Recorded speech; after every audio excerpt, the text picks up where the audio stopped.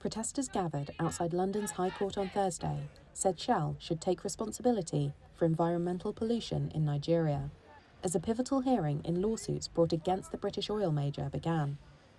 Thousands are suing Shell and its Nigerian subsidiary SPDC over oil spills in the Niger Delta, a region blighted by pollution, conflict and corruption related to the oil and gas industry. Godwin Bebe Okpabi, leader of the Ogale community in the Niger Delta, spoke outside the court. Shell, Royal Dutch Shell, have polluted our land, destroyed our way of life, and the two basic rights that we are supposed to have, rights to live, and then right to a clean environment, they are saying we don't have it. And that's why we're here in the courts. In Nigeria, hundreds of indigents barricaded a Shell manifold where a recent oil spill overflowed from a saver pit.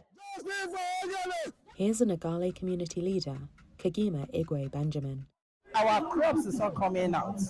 We don't have drinking water mostly. The underground water is seriously affected. Even when you dug a borehole now, you can't get a good water to drink. The whole of Ogale. Decades of oil spills caused widespread environmental damage, destroying the livelihood of millions of communities near the Niger Delta and impacted their health. Shell, however, says the vast majority of spills were caused by illegal third-party interference, such as pipeline sabotage and theft.